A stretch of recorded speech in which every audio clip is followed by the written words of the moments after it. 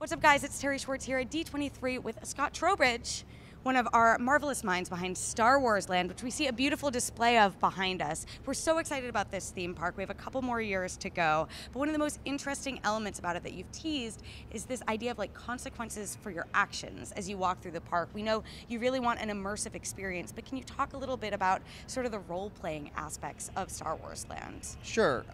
When we thought about building this place, we didn't want to just remind you about somebody else's Star Wars story or let you watch a Star Wars story, but we wanted you to live a Star Wars story. So that was kind of the impetus for creating this new plan, or at least new to us, where you can come, you can participate if you want to. There's an invitation to participate and to engage and make choices and have those choices matter and kind of live out a true Star Wars adventure of your own making. I'm curious what sort of the logistics of that are. So you walk into the park, Sure. right? And you go on the Millennium Falcon ride and you save the day, and then you walk into a New Order bar maybe. How did they know what your previous actions were? Well, I don't know about a Millennium Falcon ride, but I do know that the Millennium Falcon is here and that you have an opportunity to get in that cockpit and take the controls and really fly it. And let's say, for example, that you do a really, really, really great job. You might find some extra galactic credits coming your way, but if you do a really lousy job and you bang the ship up and you bring it back all beat up, the boss man might not be too happy with that. So yeah, when you roll across the street to the cantina, bartender might lean over and word on the street is boss man's not too happy, and you might even find yourself with a bounty on your head. And this is a place, this exotic outpost on the edge of the galaxy, where you are going to find, really interesting characters, smugglers, bounty hunters, rogue adventurers looking to crew up. So you never know who you're going to find here, and you never know who's going to be kind of like watching out for you. Why was setting this in the new trilogy the right time and setting to have Star Wars Land take place?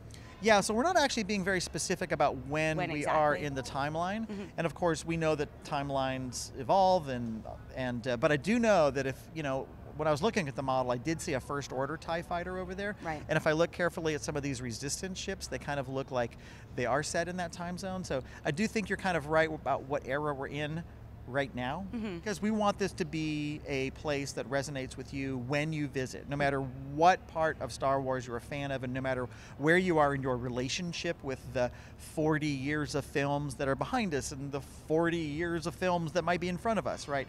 This place wants to resonate with you no matter where you are in your Star Wars story. Now, you've mentioned that this is a place that we haven't necessarily been before. We'll meet some characters we haven't met before. Will we meet some characters who we have met before, some familiar faces? Do you think we should? Do you I want to? I think we should. I would love to. I would love to walk down the street and see Han Solo or General Leia or some of those. Well, what I can say is this is absolutely a place where all kinds of people would visit, right? And so you shouldn't be surprised about seeing some characters that you maybe have met before, and also meeting some for the very first time. I'm very excited that we get to fly the Millennium Falcon. It's been a dream my entire life. Can you sort of talk about what that experience will be like? Is it comparable to something like Space and Epcot or any of the other rides that are at the other Disney parks? Well, here's the thing. That ship is not in the best condition, right? I mean, some people even called it like a flying hunk of garbage, right? Now, I don't have that kind of an opinion about it, because it is one of the fastest ships in the galaxy. So it's a little temperamental on the controls, and it requires a little bit of extra love to fly it handily. We've got a great mechanic, a Wookiee, who really makes sure that thing is in top flying order. So as long as you've got a kind of like you're pretty good at the controls and you've got a good handle on it, you should be fine. Talk to me a little bit about Battle Escape. We know that's another experience you have here. What is that like, and how does it compare to the Millennium Falcon? Sure. So we have another anchor traction experience that we haven't named yet, but it is it is all things Star Wars. It's all the adventure, all the action, the epic scale that you expect from Star Wars, in which you find yourself caught in the middle of this battle between the First Order and the Resistance. I can't wait it's to ride it. It's an active universe. An active universe. Yes. There have been other Star Wars themed foods around Disney parks before. So what are you going to be bringing to Star Wars Land that sort of makes it unique and that we haven't seen before? I really want blue milk. I know that that's not like perfect for hot weather, but I would love to get some blue milk. Well, we can talk to some folks about that and see if we can get that for you. And the best blue milk is farm fresh blue milk, right? And so, this is a trading port that's been here for a long time. So I wouldn't be too surprised to find some kind of a opportunity for you to just have what you want with Blue Milk, and all kinds of other galactic treats from all over the galaxy, because people come here from all over the galaxy. They bring all kinds of amazing foods and beverages. I think my favorite are probably some of the interesting concoctions you can get at that local cantina. It's definitely worth a stop.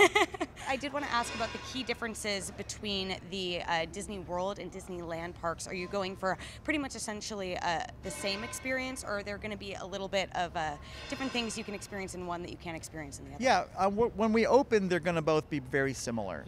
Slight differences just in terms of how they relate to the rest of the park, but for the most part, they're going to be pretty similar, and we'll see how they evolve over time. That is something we've noticed on sort of the map that you have. You already have plans for expansions down the road. It's a big universe. Do you guys not just want to say, all right, we're going to give it a pause for a couple of years, or are you constantly looking for ways to explore once this opens, you're already going to be developing what's next? I would say we have more ideas on the shelf ready to go than we would ever have, time to develop. So it is an amazing universe that offers endless possibilities to tell new stories, introduce new characters, create new experiences. We are all definitely looking forward to continuing to provide new and better ways to experience more Star Wars, and as we do with all of the stories that we tell in our Disney parks. Awesome, Scott. Thank you so much for taking the time to chat with us. Make sure for all things Star Wars to keep it locked on IGN.